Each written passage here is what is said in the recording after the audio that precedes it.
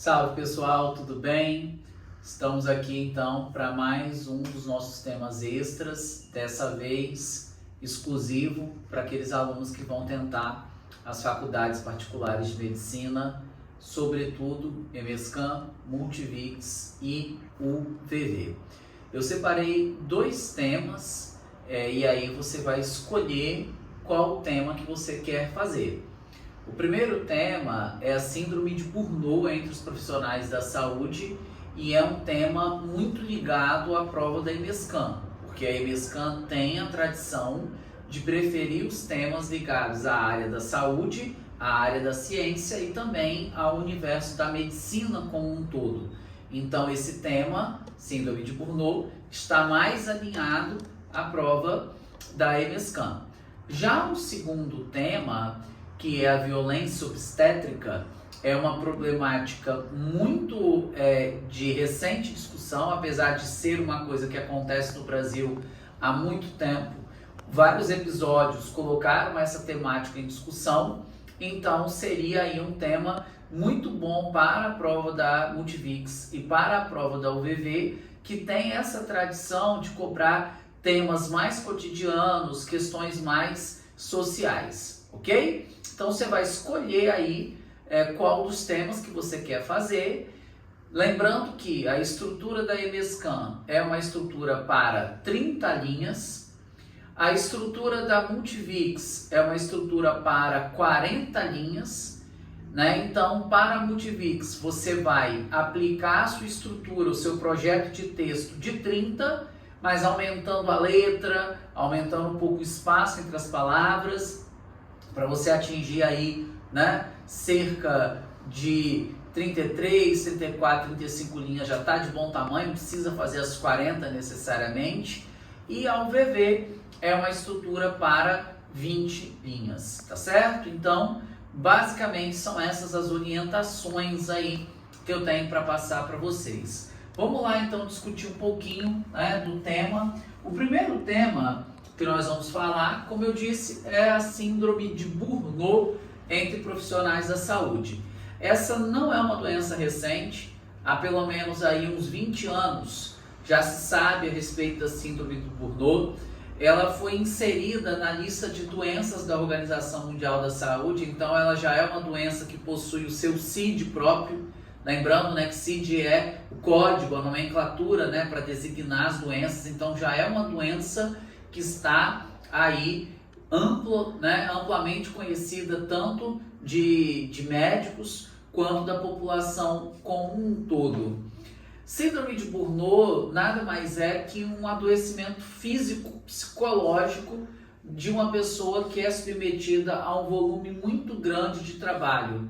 Aqui o nosso foco de discussão está nos profissionais da saúde, mas Burnout é uma doença que acomete também professores, policiais, pessoas que trabalham em indústrias, né, com jornadas de trabalho muito extensas, fazendo plantões de 12 horas, né, turnos de 12 horas.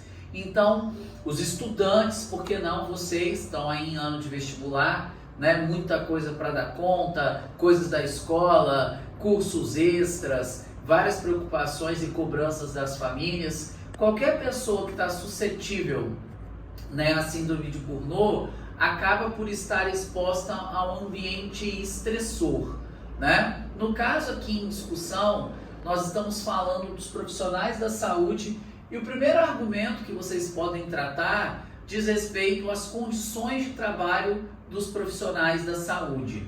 É claro que nós temos aqui não só os médicos, mas também os técnicos de enfermagem, os enfermeiros, os assistentes sociais, pessoas que estão ali na linha de frente, né, de um hospital e de um posto de saúde. Então temos que entender que esses profissionais muitas vezes terão um valor de hora trabalhado remunerado de uma maneira muito baixa.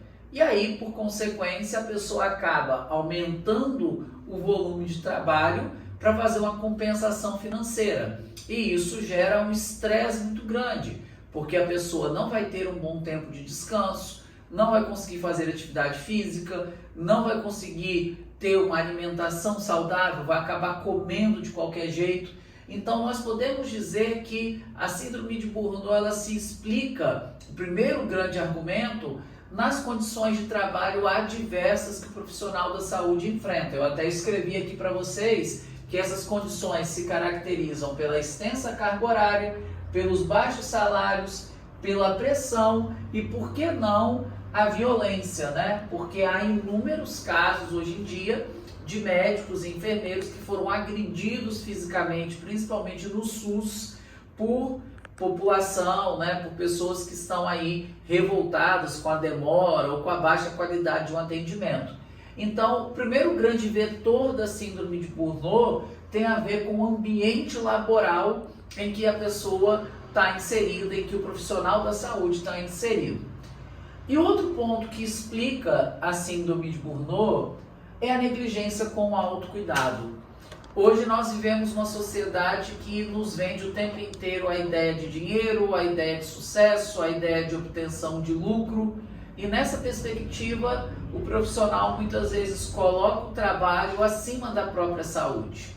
E aí acaba por muitas vezes negligenciar uma dor, um incômodo, um mal-estar, acaba colocando de escanteio as coisas que afligem com receio de como que isso vai repercutir no ambiente de trabalho, por exemplo, né? Existe no nosso país uma cultura de banalização enorme do atestado médico. O atestado médico, muitas vezes, ele é visto aí, né, como um subterfúgio para faltar ao trabalho. Quantos e quantos profissionais, de fato, muitas vezes não estão doentes e acabam negligenciando o autocuidado com medo de como que será visto na empresa onde trabalha caso ele apresente um atestado para justificar a sua falta. Então, muitas vezes, o profissional da saúde ele se coloca em segundo plano, ele acaba colocando a sua saúde em segundo plano. Então, nós temos dois argumentos para explicar a síndrome de Burnout: as condições de trabalho adversas e a negligência com o autocuidado, tá certo? Bem, repertórios possíveis para esse tema, do ponto de vista da história, nós temos a Revolução Industrial e a globalização, que são dois grandes acontecimentos que acirraram, aceleraram e deixaram as relações de trabalho extremamente rápidas, dinâmicas, né? E passaram a fazer parte da vivência do indivíduo mesmo, o sucesso financeiro, a obtenção de lucro, o bem-estar muito vinculado à compra de produtos e objetos. Então, com certeza, a gente poderia fazer um parágrafo de alusão histórica falando a respeito da Revolução Industrial e do fenômeno da globalização. Os pensadores, nós temos esses três pensadores aqui: John Locke, Rousseau e Bauman, sendo que Bauman aparece aqui em duas perspectivas. John Locke e Rousseau, nós podemos falar de contrato social. É claro que, a partir do momento que o Estado brasileiro deixa os profissionais da saúde expostos a uma rotina de trabalho tão degradante, eu posso sim dizer que existe uma violação de contrato social. Beleza? Então dá para trabalhar a figura do Estado na perspectiva de Locke e Rousseau. Bauman, nós podemos trabalhar na perspectiva da modernidade líquida, que na modernidade líquida existe um aceleramento muito grande das relações e, por consequência, acaba-se, né, por negligenciar o autocuidado e trabalhar excessivamente. É uma característica da modernidade, esse aceleramento, essa busca, a ideia do lucro, tudo isso está muito dentro da modernidade líquida. E do próprio Bauman, para a gente criticar o Estado, né, ou as empresas, nós poderíamos aplicar aí o conceito de instituição zumbi. Né? O Bauman vai dizer que hoje, na pós-modernidade, as instituições elas perderam a sua função, elas perderam a sua capacidade de atuação. Solução para esse problema, pessoal, lembrando que MSCAN não te obriga a fazer detalhamento como o Enem te obriga, porém é interessante colocar uma proposta de solução para que a gente tenha, né, um arremate conclusivo tranquilo, porque senão vocês vão ter que usar um outro formato, certamente vai dar mais trabalho. A solução é colocar o Ministério da Saúde na jogada. O Ministério da Saúde precisa alertar as pessoas sobre a síndrome de Burnout. Tem muita gente que nem sequer sabe dessa doença, que existe essa doença, talvez até tenham os sintomas, mas não conhecem essa doença, né? Muitas pessoas simplesmente ignoram, né, o autocuidado. Então nós poderíamos ter campanhas que alertem a população sobre os riscos da síndrome de Burnout e que incentivem o autocuidado. Isso quem faria seria o Ministério da Saúde. E nós podemos ter também os conselhos e os sindicatos, o Conselho Regional de Medicina, o Conselho Federal de Medicina, o Sindicato dos Enfermeiros, o Sindicato dos Técnicos de Enfermagem. Onde estão esses órgãos que não fiscalizam as condições de trabalho desses profissionais? Um médico estafado, um enfermeiro estafado, ele está suscetível a cometer um erro médico. E um erro médico pode custar a vida de alguém. Onde estão, né, esses órgãos fiscalizadores que poderiam fiscalizar as condições de trabalho desses profissionais? Então, é muito importante que nós tenhamos, né, uma melhor fiscalização do ambiente laboral dos profissionais da saúde, tá certo? Então, lembrando, síndrome de Burnout, uma doença ligada à estafa física e psicológica de um grupo profissional, nesse caso, profissionais da saúde. 2 argumentos a serem tratados: as condições de trabalho e a negligência desses profissionais com o autocuidado. Tá certo? Então, se você vai fazer MSCAM, foco nesse tema, que é um tema extremamente importante. Para a galera que vai fazer, né, o VV e o Multivix, um tema muito pertinente é o tema da violência obstétrica, que nos últimos tempos aí ganhou muita notoriedade pelo famoso caso de uma blogueira, né, que divulgou os vídeos, né, do seu parto, onde ela teria sido vítima de xingamentos, de insultos, de piadinhas do profissional que a estava acompanhando, profissional esse muito renomado, que já tinha feito parto, né, de várias celebridades, de pessoas conhecidas. E aí, galera, se engana quem acha que violência obstétrica vai estar presente apenas no SUS, né? Nesse caso mesmo aí da blogueira, o serviço estava sendo pago todo de maneira particular e ainda assim ela foi vítima, né, dessa forma de violência. Então, entender a violência obstétrica é entender, antes de mais nada, que predomina na nossa sociedade o machismo estrutural. Esse machismo estrutural, ele tem raízes históricas no nosso país, muito ligado a patriarcado, muito ligado a uma concepção de inferioridade da mulher e superioridade do homem, né? Isso está vinculado a uma certa tradição que a gente, de alguma maneira, herdou do nosso colonizador, tem, de alguma maneira, uma mentalidade religiosa por trás de muitas situações. Então, entender a violência obstétrica é, antes de mais nada, entender que ela é mais uma modalidade de violência contra a mulher que começa na mesma raiz, a visão da mulher como um ser menos importante. Seria, né, então, a ideia do machismo estrutural. Outra coisa que explica a violência obstétrica é o despreparo dos profissionais que estão ali para, né, fazer o parto. Muitos deles não têm o tato, né, para entender que é um momento muito delicado.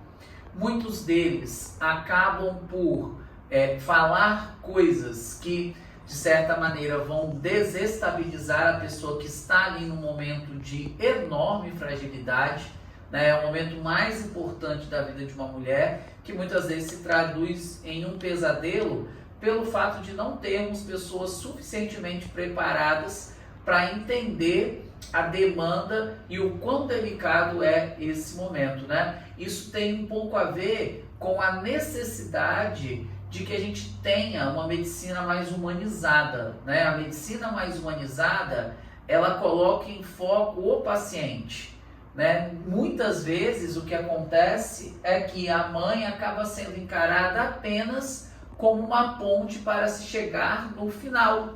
Qual é o finalmente? O finalmente é o bebê.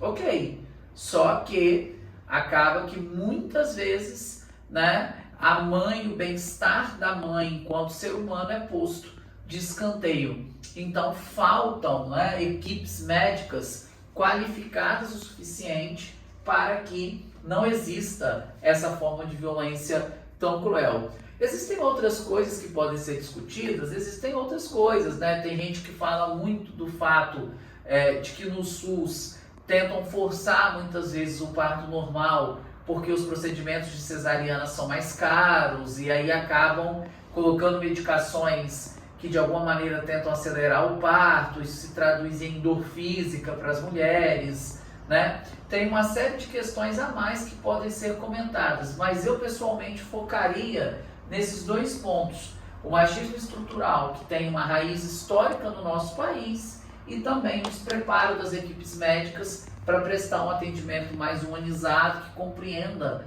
a necessidade desse momento.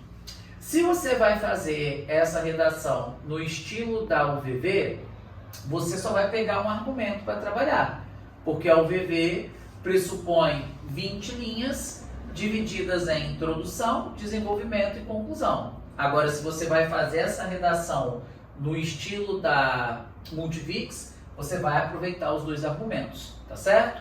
Repertório interessante para isso. Eu poderia falar da Revolução Feminista, do ponto de vista da história, que coloca, né, as mulheres lá na década de 50, 60, né, começando a buscar uma emancipação. Então dá para trabalhar um pouco esse repertório de que, né, apesar de todas as conquistas das mulheres, elas ainda esbarram nessa problemática. Então tem um repertório bem interessante aqui, histórico. Nós poderíamos falar ainda desse interessante documentário, Violência Obstétrica, A Voz das Brasileiras. É um documentário disponível no YouTube, com vários depoimentos gravados de celulares, webcams, de mulheres que relatam a sua angústia, a sua dor e o episódio catastrófico vivenciado por cada uma delas de violência obstétrica em seus partos. Vale muito a pena, um documentário que ilustra bem essa problemática que tem sido discutida nos dias de hoje. Os pensadores, nós temos Locke e Rousseau para dizer que submeter a mulher a isso é uma forma de violação do contrato social. Pierre Bourdieu para dizer que essa cultura machista se transformando em hábito, se transformando em algo tão normalizado, né, se estende, se perpetua até se configurar como violência obstétrica. E podemos citar, não poderíamos deixar de falar, Simone de Beauvoir, quando ela fala lá sobre o ser mulher, né? Que não se nasce mulher, torna-se mulher. E a mulher, né, a sua identidade é a força, a sua identidade é a feminilidade, a sua identidade muitas vezes está ligada, para muitas mulheres, não todas, né, está ligada à ideia da maternidade. Como que isso é posto de escanteio? Como que essa etapa tão importante da vida de muitas mulheres acaba sendo desrespeitada por aqueles que não têm, né, o menor preparo para lidar com isso? A solução do problema ela passa pelo Ministério da Saúde, indiscutivelmente. É preciso incentivar as denúncias de violência obstétrica, assim como é muito necessário capacitar as equipes médicas para que elas tenham um atendimento mais humanizado. Se você vai fazer essa redação na estrutura da UVV, você vai escolher um argumento e, consequentemente, um tópico aqui de solução. Se você fará estilo Multivix, você vai escolher 2 tópicos e 2 propostas aqui de solução. Tá certo, galera? 2 temas muito interessantes, 2 temas muito atuais, perfis de temas diferentes para provas diferentes. EMESCAM, redação em 30 linhas vinculada ao universo da ciência e ao universo da saúde e da medicina. Multivix, 40 linhas. UVV, 20 linhas. Multivix e UVV dialogando com temas mais sociais conectados à atualidade. Daí a escolha da violência obstétrica, porque atende a uma enorme discussão social recente que vem sendo feita, tá certo? Um bom trabalho para todos e vai ficar aí uma fotinha do quadro, da tela final aí, com as anotações para que vocês possam fazer, tá certo? Um bom trabalho para vocês e até a próxima.